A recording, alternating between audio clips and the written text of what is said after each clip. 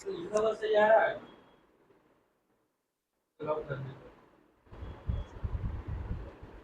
Hello hello mic testing. Hello friends, welcome to in my channel.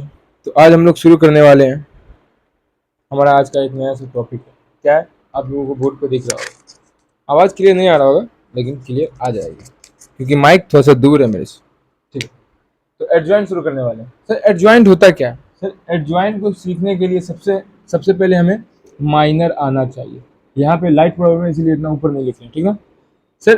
पहले minor आना चाहिए, उसके बाद क्या आना चाहिए? कोफैक्टर आना चाहिए। ये दोनों चीज़ अगर आपको आता है तो आप एडजॉइंट इजीली निकाल सकते हैं। तो सर ये माइनर और कोफैक्टर के लिए पिछले वाला वीडियो आप देख सकते हैं, क्योंकि वीडियो बना हुआ है। डायरेक्ट अब यहाँ पे हम नहीं सिखाएंगे, लेकिन थोड़ा सा हल्का सा ओवरव्यू दे देंगे यहाँ पे, ठीक है। तो चलिए हम लोग शुरू करते हैं बिना टाइम वेस्ट किए। क्या शुरू करेंगे? एडजॉइंट शुरू करेंगे। चलिए, एडजॉइंट मीन्स एडजॉइंट मीन्स क्या? सर एडजॉइंट मीन्स कोफैक्टर का ट्रांसपोज। ट्रांसपोज मतलब क्या?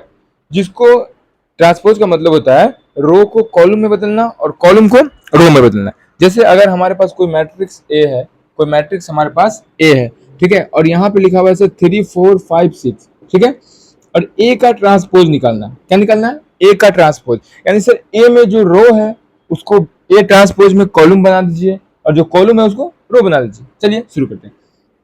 ये हमारा रो है, ये हमारा रो है। इसको क्या करना है? सर कॉलम में बदल दीजिए ना, बस कहानी खत्म। यानी 3 5, ये कितना हो जाएगा? 4 6 बन गया ये ट्रांसपोज। तो जैसे ही यहाँ हम निकालेंगे क्या? कोफैक्टर। अब कोफैक्टर निकालने के बाद उसका ट्रांसपोज कर देंगे तो हमारा एडजॉइंट निकल के आ जाएगा। ठीक है, इतनी बात आप लोगों को समझ में आ गई होगी। ठीक है, शुरू करते हैं। मैट्रिक्स एडजॉइंट को हम लोग लिखते हैं, ऐसे भी लिख सकते हैं एडजॉइंट को, A D adjoint of A, adjoint of A equal to cofactor, cofactor का ट्रांसपोज। ठीक है, एक एग्जांपल लेते हैं। सर एक सस्ता सोचता एग्जांपल लीजिए 2 इंटू 2 ऑर्डर का। हाँ, क्योंकि सस्ता में 2 इंटू 2 ऑर्डर ही आता है। चलो ले लिए।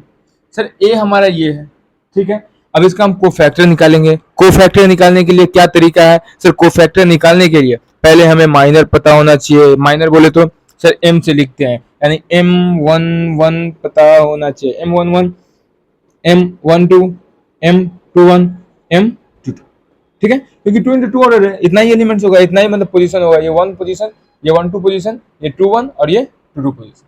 ठीक है, M11 निकालते हैं। M11 यानी यहाँ पे आएंगे, ये इसका रो बंद कर देंगे, कॉलम बंद कर देंगे, जो बचा वो माइनर हुआ। ठीक है, 1 2 पे आएंगे, ये बंद कर देंगे, ये बंद कर देंगे, 3 बचा। इतना आपको पता होगा, ये पिछले वाले वीडियो में आप देख सकते हैं जाके, ये क्लियरली पूरा समझाया हुआ है। ठीक है, 2 1 2 ये है और 1 भी ये है, यानी ये बंद और ये बंद। कितना बचा? सर 4 बचा।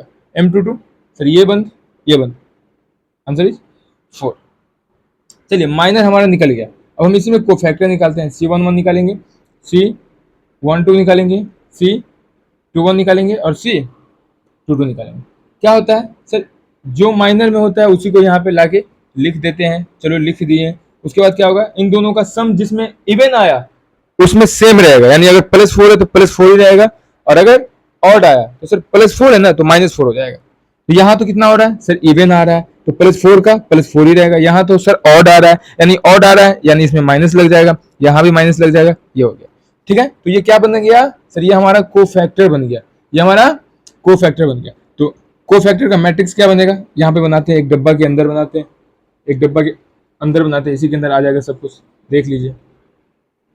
तो कोफैक्टर का जो हमारा मैट्रिक्स बनेगा वो क्या बन रहा है सर? कुछ नहीं बन रहा है, ये 4 बन रहा है, ठीक है, और ये कितना? -3 बन रहा है। उसके बाद क्या बन रहा है? 4 बन रहा है। उसके बाद क्या बन रहा है सर? 2 बन रहा है।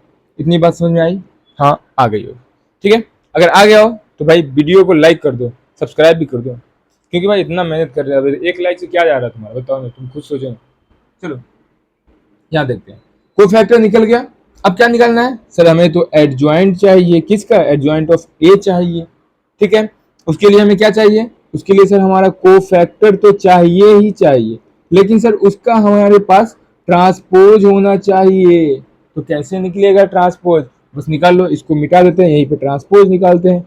ठीक है, कोफैक्टर, कोफैक्टर का ट्रांसपोज निकालते हैं, यानी टी पावर में टी दे देते हैं। क्या करते हैं सर? रो को कॉलम बना दीजिए और कॉलम को रो बना दीजिए, ये इधर आ गया, ये इधर आ गया, खत्म। ठीक है, समझ में आ गया। अब एडजॉइंट करते हैं। सर एडजॉइंट ऑफ ए निकाल दीजिए ना। तो एडजॉइंट ऑफ ए क्या होता है सर? कोफैक्टर जो होता है ना, उसी का ट्रांसपोज होता है।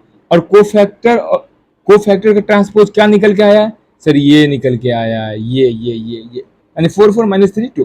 तो एडजॉइंट ऑफ ए क्या हो जाएगा? अरे बोलो, 4 4 माइनस 3 2। सर कैसे बोले? कमेंट में बोलो। ठीक है, समझ में आ गया? चलो, इतना आप देख लिए।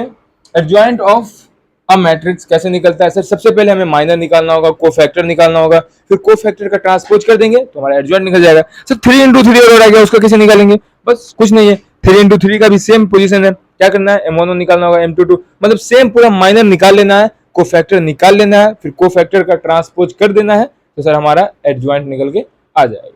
अब इसका आगे वाला वीडियो जो हमारा बनेगा वो बनेगा इनवर्स पे, ऐसे ए इनवर्स निकालना है, उस पर बनने वाले। ठीक है, तो उम्मीद करते हैं कि आप लोगों को वीडियो अच्छा लगा होगा। अगर वीडियो अच्छा लगा हो तो एक बार और कह रहे हैं भाई, प्लीज़ चैनल को सब्सक्राइब कर दो, लाइक कर दो और कमेंट भी कर दो। ठीक है, तब तक के लिए जय हिंद, जय भारत, टाटा बाय बाय, खत्म।